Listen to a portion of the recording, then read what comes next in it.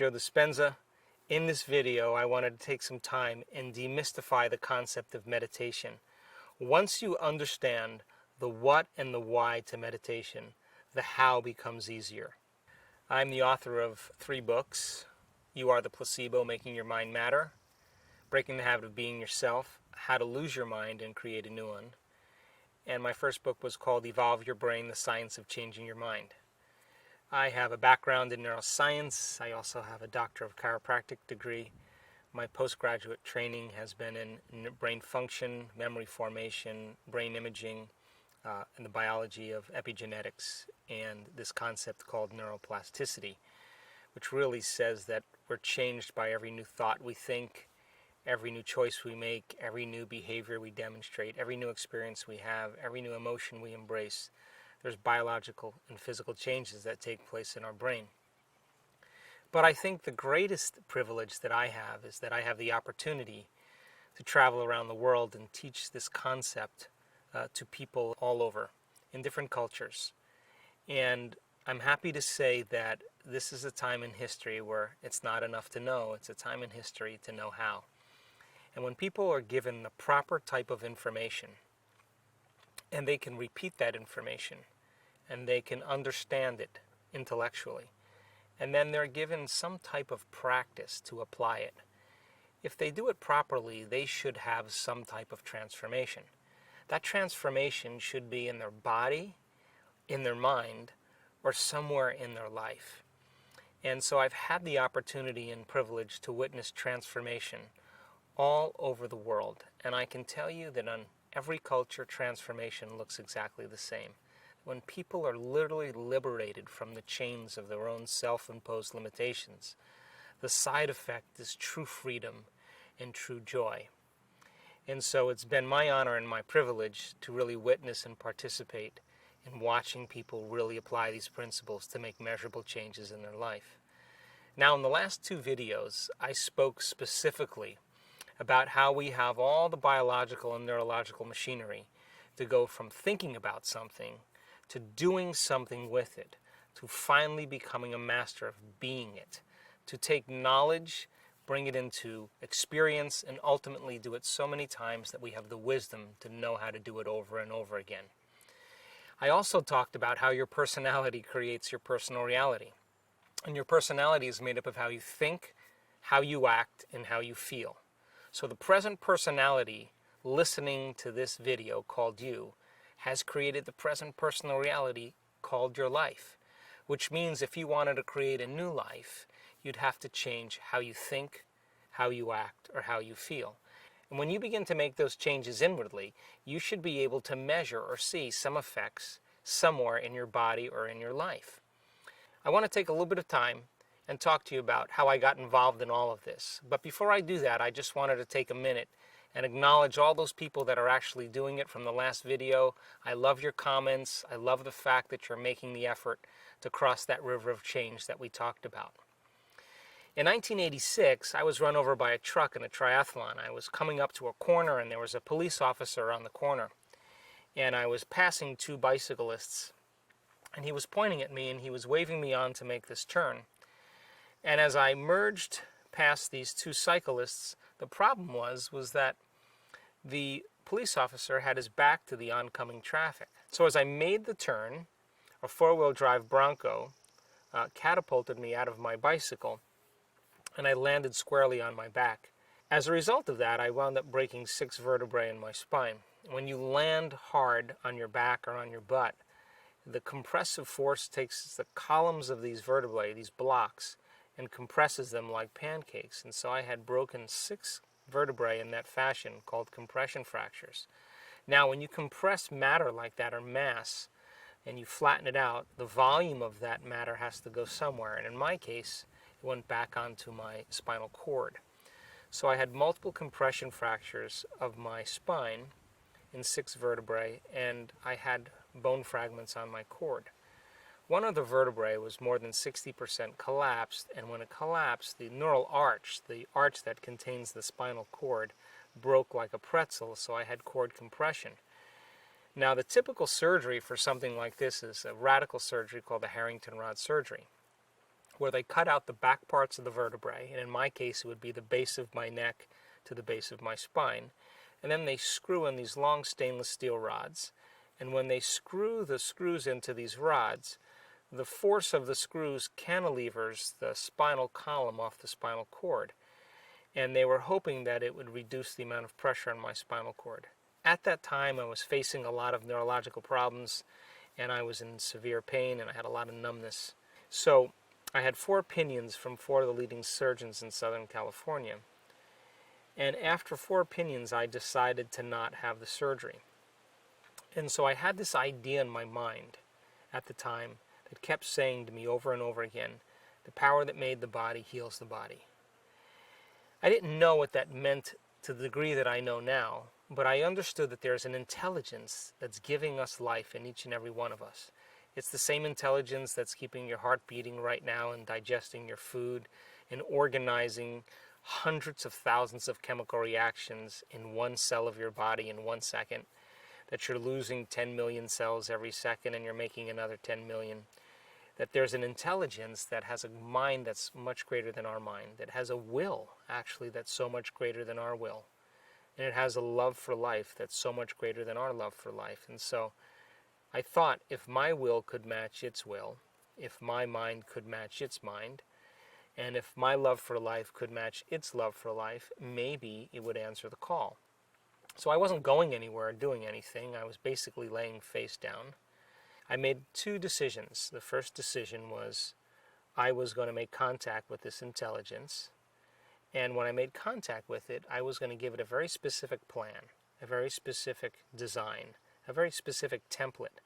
And I was going to make sure that template was complete.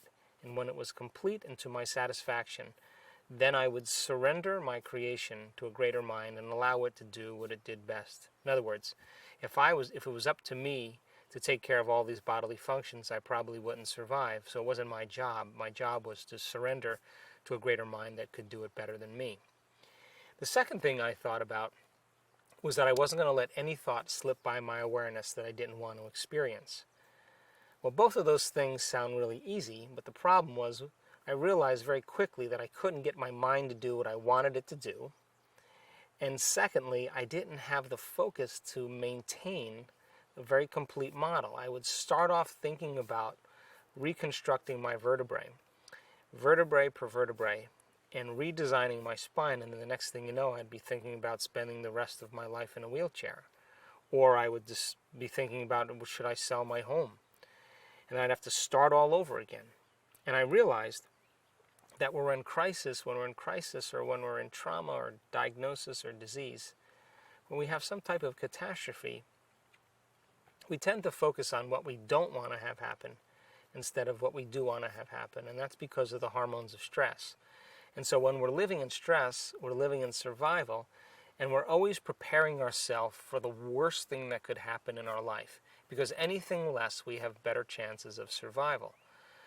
So instead of selecting the optimal outcome for myself, I was selecting the thing that I probably would be working against me. So for 6 weeks, I went through absolute hell because I couldn't do what I wanted to do.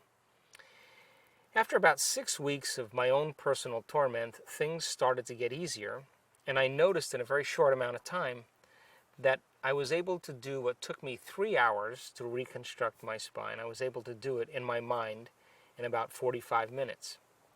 And I knew after a period of time that something was happening in my brain and body, that I was firing and wiring new circuits in my mind, and at the same time I was sharpening my ability to pay attention. And it turns out that attention is a skill, just like golf or tennis. The more you practice being present and paying attention, the better you get at it. So at 6 weeks, things changed. I started to notice that it got easier for me. I noticed the pain in my body diminished drastically. I also noticed that the numbness and the neurological changes were diminishing very rapidly. And I started to see what I was doing inside of me was producing some effect outside of me. And so then I started paying attention to what I did, and I did it with more passion and more excitement. And so I was back on my feet in 10 weeks and walked back into my life, But I made a deal with myself. That deal that I made with myself in those lonely nights was that if I was ever able to walk again, I'd spend the rest of my life studying the mind-body connection, or mind over matter. And so since that point, I've been pretty interested in demystifying some of these concepts, really looking to see if every human being has the ability to heal themselves. So that kind of got me started on my first book, and I started studying spontaneous remissions, where I was looking at people that were diagnosed with health conditions. They were treating conventionally or unconventionally, they were staying the same or getting worse, and all of a sudden they got better. And I wanted to know what the cause was that produced that effect. So I wrote my first book, Evolve Your Brain. And as a result of the first book, many people started asking the same question. Well, good information, but how do you do it? Right around that time, a movie came out called What the Bleep Do We Know? I was one of the scientists in that movie, and the same exact thing happened. We were merging the concepts of quantum physics and neuroscience and neuroendocrinology and epigenetics. We wanted to show that, for the most part, that people can create the life they want, and we were inspiring them to actually do it. But people wanted to know how to do it. And so the second thing they wanted to know is if your personality creates your personal reality, and I have to change my personality to create a different personal reality, why is it so hard to change my personality? So we started teaching workshops and conferences around the world, and I wrote my second book called Breaking the Habit of Being Yourself, which is a how-to book. From that point, I think, is when the miracles started happening. We started seeing people healing themselves of MS and lupus and cancer and diabetes and rare genetic disorders and traumatic brain injuries, Parkinson's disease, uterine fibroids, thyroid conditions, other endocrine conditions. We were seeing pretty significant changes in people's health, and then we started to see some very significant changes in their life. They were creating relationships or the jobs or the opportunities that they wanted by just changing their personality. This started the journey for me because I was interested in beginning to measure some of those changes. And so we brought in a team of scientists and researchers, and we teach these advanced workshops around the world. And our interest is to measure transformation. And my theory is that if we could measure transformation in the brain or in the heart or in the field around people's bodies or genetic changes, and we've done all of those things, then people will begin to understand that it's possible for them to do the same. And just like an infection affects a whole community that creates disease, I believe that health can be as infectious as disease. And I'm happy to say that we've witnessed some amazing things in people changing their health and their life. I wrote my third book called You Are the Placebo, and I actually show some very specific brain changes in people with certain health conditions to prove that it wasn't just in their mind, that it was in fact in their brain. And so, before I go on, I'd like to talk to you a little bit about the concept of meditation, because we use the model of meditation to help people to begin to make those changes. So, if you think about this, your senses plug you into your external environment. Everything you're seeing or smelling or tasting or feeling or hearing, all of your five senses are affecting your brain. So if you're waking up in the morning and you're going through the same routine behaviors as you did the day before, and you're not in the process of being defined by a vision of the future, then you're for the most part left with the old hardware in your brain from the past. As a matter of fact, your brain is organized to reflect everything you know from the past. So as people wake up and they begin to pay attention to their body, they start to look around in their environment, they start to do typical things, it's the external environment that's turning on different circuits in their brain, causing them to think equal to their environment. And if you have the idea that your thoughts have something to do with your destiny, as long as you're thinking equal to your environment, you keep creating the same reality over and over again. So to change is to think greater than your environment, to think greater than the circumstances in your world, to think greater than the conditions in your life. And I think every great person in history understood this. They were defined by a vision that was much bigger than them. In the last video, we talked about how 95% of who we are by the time we're 35 years old is a set of memorized behaviors, beliefs, perceptions, attitudes, emotional reactions that function like a subconscious computer program. So then, if you keep doing something over and over again, your body becomes conditioned to be the mind. Then to truly change is to be greater than your body. So then, if 95% of who we are by the time we're 35 years old is a set of memorized behaviors, emotional reactions, beliefs, and perceptions, even attitudes that function like a subconscious computer program, then to change is to be greater than the body as the mind, because that's the body being conditioned over time to be the mind. So crossing that river of change that we talked about, going from the old self to the new self, beginning that process, of course, is going to feel uncomfortable in your body, and that's why most people return back to the same state of being. So then, if you were truly in the process of changing yourself or your life by thought alone, then it would make sense then that you would have to put your body down and make it stay in one place and no longer do anything, to disconnect from your external environment, which means close your eyes or play soft music in the background or put earplugs in to diminish the sensory information in your brain, and to literally forget about time. Stop trying to predict the predictable future based on memories of the past. Be in the present moment. And that's what meditation is about. Meditation is getting beyond your analytical mind, beginning to eliminate your body, your environment, and time, so that your thoughts in your inner world become more real than anything in your outer world. The word meditation, as I said in the last video, means to become familiar with. So then, if you're in a meditation and you're becoming conscious of your unconscious thoughts, if you become aware of your automatic propensities or habits or behaviors, if you begin to notice how you're feeling, the fact that you are observing those states of mind and body is the process of meditation, to know thyself. And if you think about it, if you can observe those states of mind and body, how you're thinking, how you're acting, and how you're feeling, it means now you're no longer the program. You're the consciousness now observing the program. And that's when you begin to objectify your subjective self. That's when you begin to pull out of your biology. And the more conscious you become of your unconscious states, the less likely you'll go unconscious in your normal life.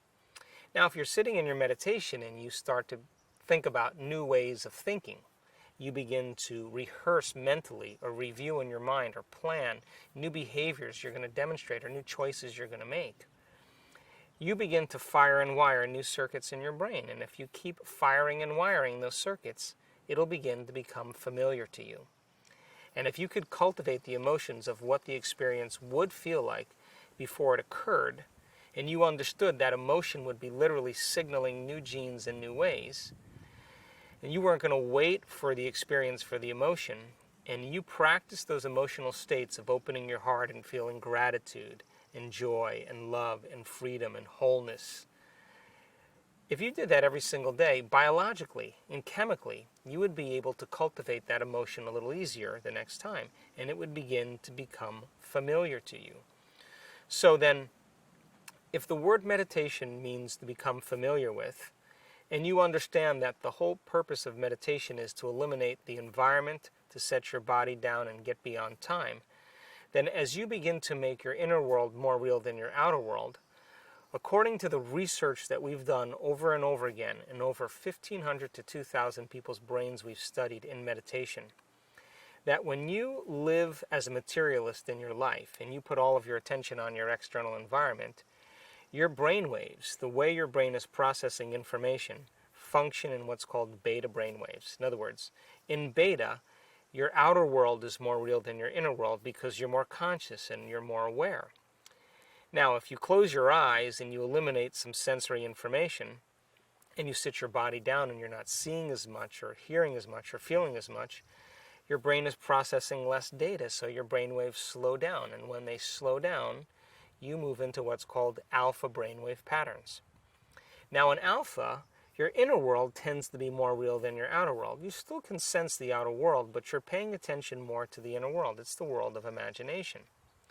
Now, if you relax a little bit more and your breathing starts to change, you'll slip into what's called theta brainwave patterns. That's when your body is asleep and your mind is awake.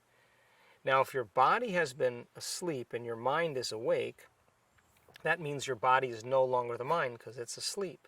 This is where instantaneous change can take place. And so we'll go over how to change your brainwaves in the course that we'll be providing, and we'll show you specifically how to do that so you know when you're there and when you're not. And when you understand how to regulate and change your brainwaves, you'll literally move beyond your analytical mind. Because what separates your conscious mind from your subconscious mind is your analytical mind. And we have very specific techniques that we use to slow down the analytical mind.